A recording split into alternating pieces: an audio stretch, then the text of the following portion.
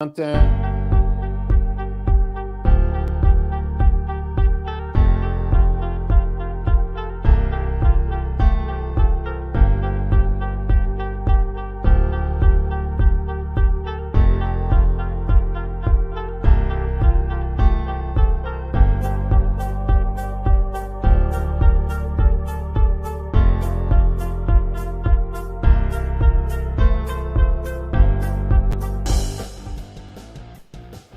What is up? It is Mojo-Synthesis back after what, Husky Assassin? A couple months? A couple of months, man. We back, though. What the hell is all that about?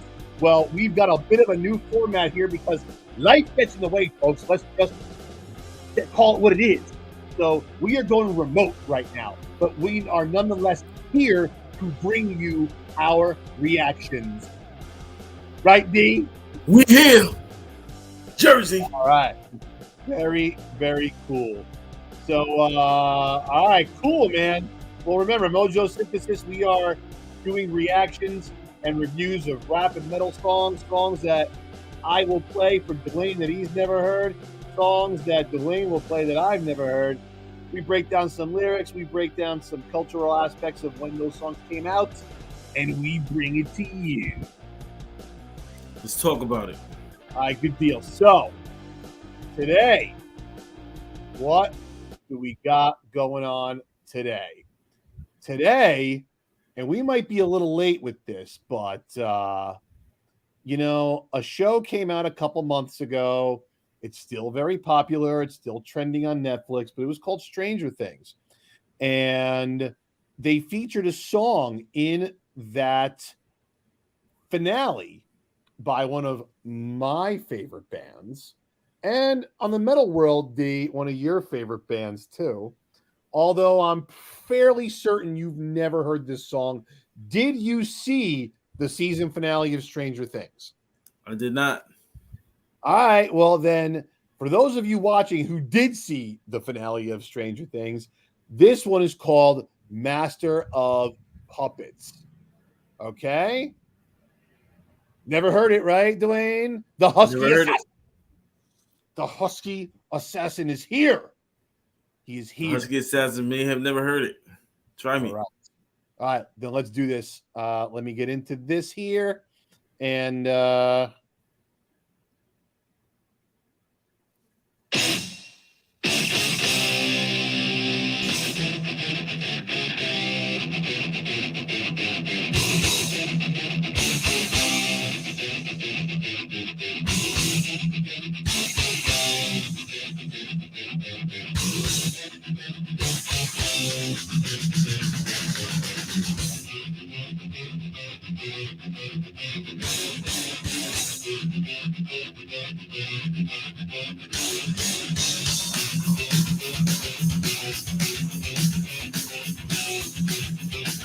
all right, I know we said, I know I spoke before about not stopping the song and stuff, but what I do want to talk about the song as it goes, because this is long. But this song came out in 1986. This is for many of us old school Metallica fans, this is the quintessential song off of the quintessential album. You know, these guys were 24 years old when they came up with this. You got guys that are out there, been bands for their whole lives, can't even come close to the musicality that is part of this song. So I just wanted to put that out there first and foremost. And it grabs me right away. I have not listened to this song in a long time. In fact, the last time I did listen to it was at the Stranger Things finale. So how do you like the intro? That shit is hard. All right, well, let's go.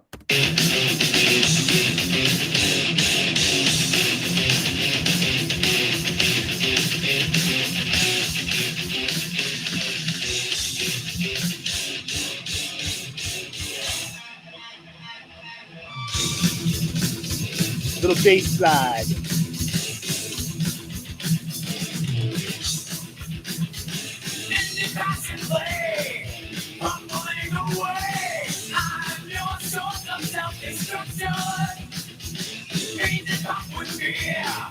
Sucking down gets clear.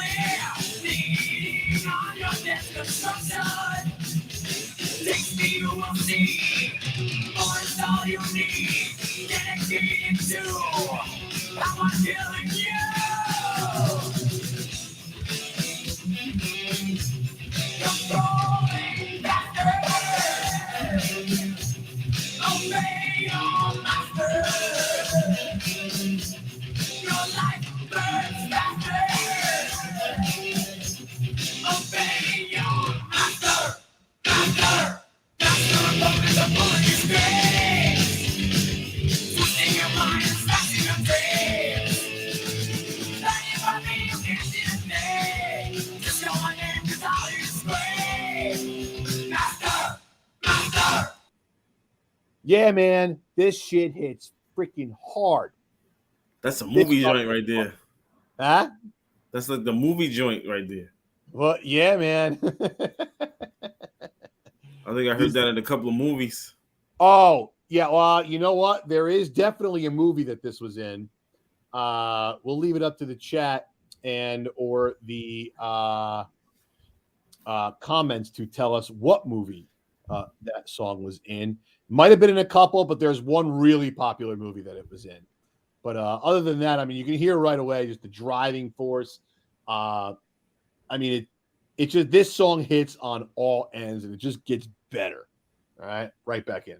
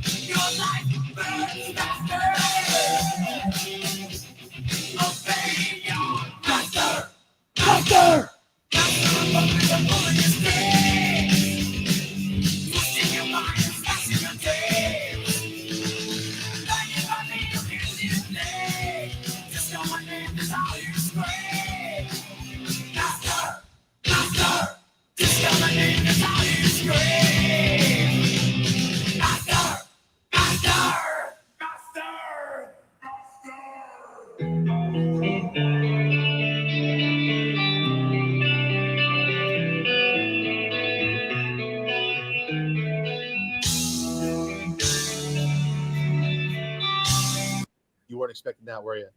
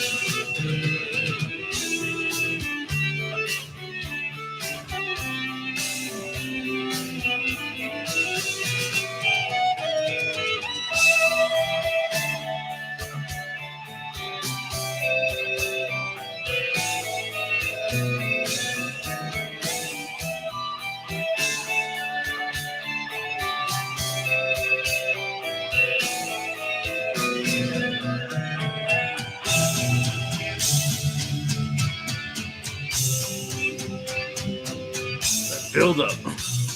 Oh, yeah, brother. Dynamics. Tension resolution. This is the tension. Here comes more tension.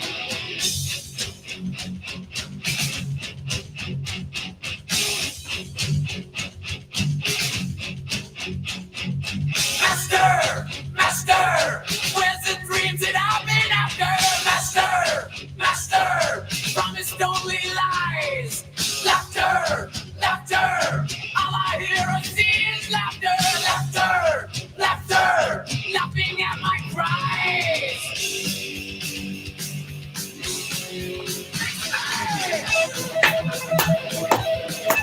Yeah.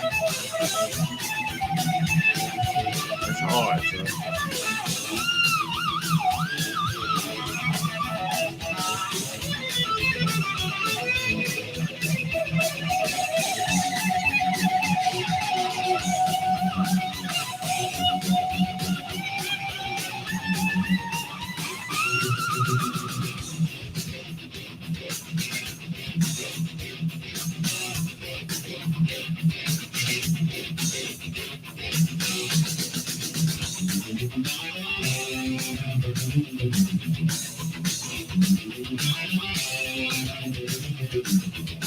Harmonization.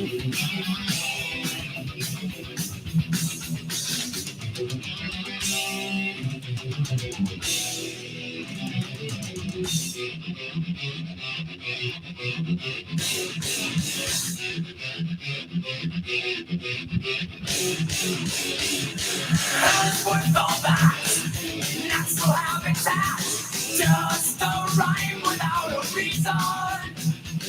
Never ending phase. Kick the number days. Now your life is out of season. Your life. I will occupy. I will help you die. I will run to you. Now I rule you too. Controlling factor. Obey your master. Your life burns faster. Obey your master. Master. Master. Focus on pulling the strings. Twisting your mind, smashing your dreams. Guided by me, you can't see a thing. Just know my name is how you scream. Master. Master. Just know my name is how you scream. No one gonna be Master. get me. Master.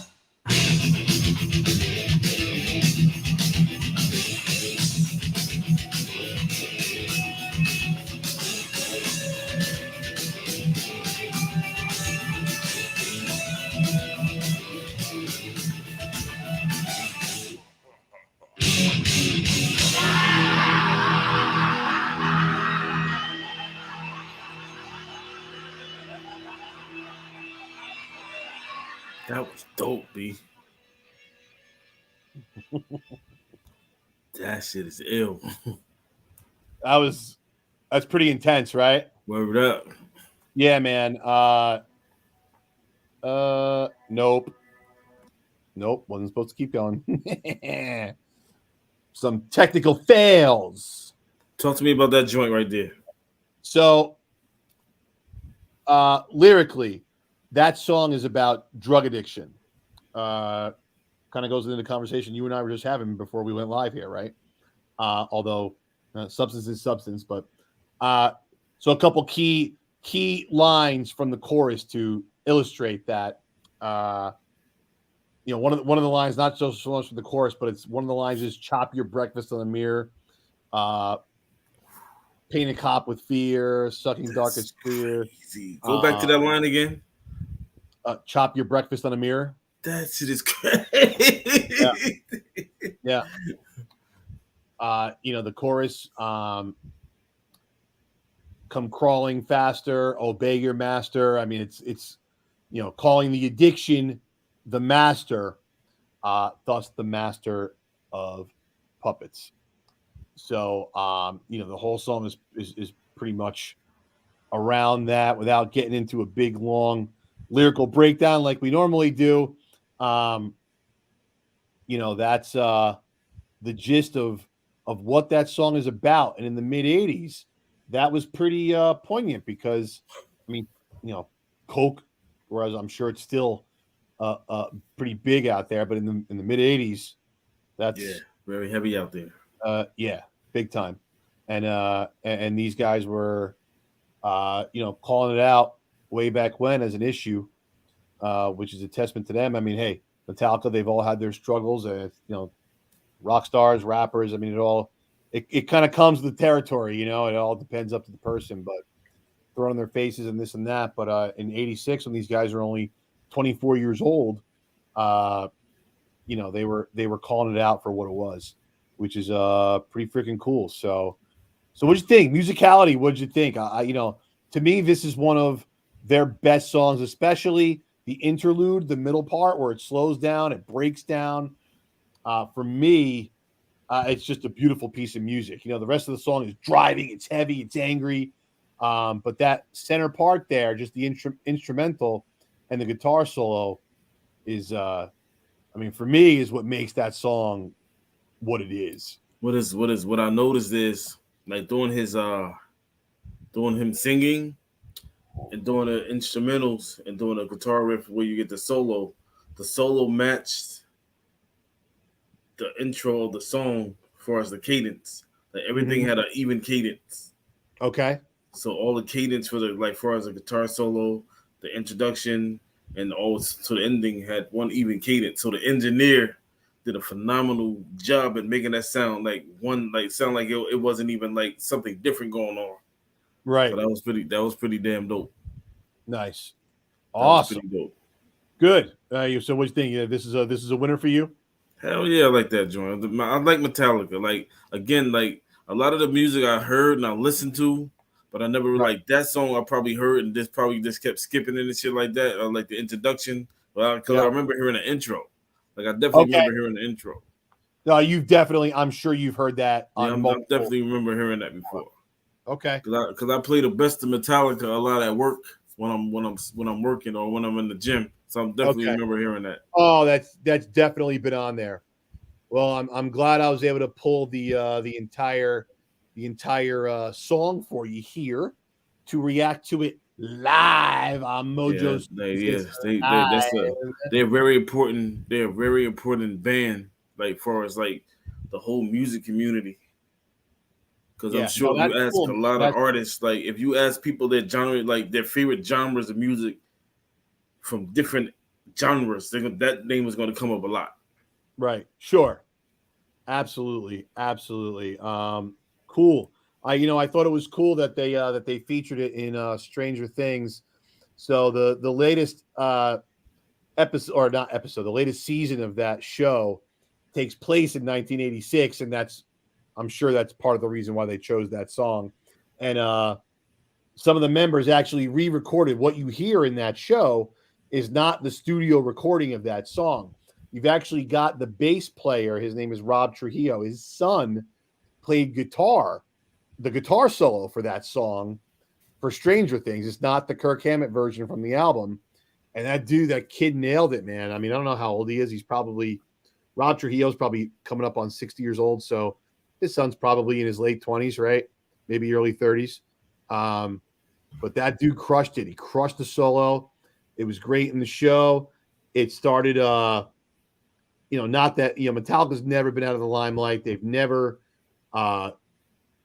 not been popular for the last 35 years. And this one just sent it skyrocket again. The streams I heard for this song and this album went through the freaking roof. That's again, crazy. I think that album entered the top 100 or 200. It entered it again for the first time in God knows how many years, just because of it being featured in that song or in that show. Ill about that show.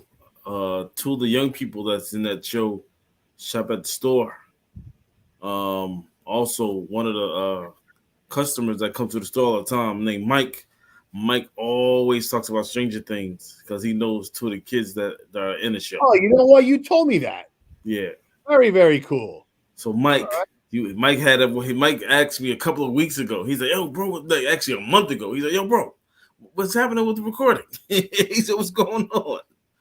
So, nice. Well, Mike, we hit you up with your Stranger Things friends. Make sure you tell them about Mojo-Synthesis. And that wasn't even rehearsed, Mike. No, it wasn't. Oh, man. Tony's a slob. What's wrong with me? Anyway. That's pretty ill. Very cool. Very cool. So, I'm not going to get much more. I've already done a lot of talking about Metallica. I've spoken about Cliff Burton. Cliff Burton, remember, D, I told you the bass player who unfortunately was killed in the bus accident. This was his final album with Metallica before that accident. Had a lot of writing credits on this album. And most of his credits are for the musicianship behind these songs. All those harmonizations, all that slowed down stuff, that was all him. And I mean, you could hear a big difference between the hard driving stuff and I don't want to call it softer because it's not, but the more musical melodic stuff, which in the end for me is what really does it for me for Metallica, because it really shows their range in what they can do. And I think that this song exemplifies that perfectly. Yeah, so that's that song is ill because they like musically as I listen to that type of song, I hear the influence on how a lot of people structure their music. Okay. Like how like if you go from like if you listen to Sade's music, you listen to jazz, you listen to some of the hip hop, you listen to some of the blues, you listen to some of the R&B. It's music. They literally have like about 16 bars worth of music playing. Then the singer like sings the hook, then sings the song. So that song, like them coming out in the 80s with that is like it's like mind blowing to have them be that young and have that concept early. Yeah, man, and that really for me is what it is. It was just early. That whole group, that thrash metal group, you hear that song, and especially when you get to the interlude, you don't think, oh, it's thrash metal band. But in the end, that's how they started. That's what it was. They've obviously evolved. But great song, great album. I mean, I still listen to that today, and it does not get old. So cool. So what do you think? Got any other comments or questions for me on Metallica, Master of Puppets? No more comments. That's an ill ass record. Thanks for presenting that thing. And we are back. We're not going to leave you that long again. You're going to see us a little more like this, everybody. But that's okay. That is more than okay, as long as you're getting Tony and the Husky Assassin. Isn't that right, Husky Assassin? True that. You heard? We heard. All right. For Mojo-Synthesis, I'm Tony. I'm the Husky Assassin. Hey, we will be seeing you soon, much sooner than you think.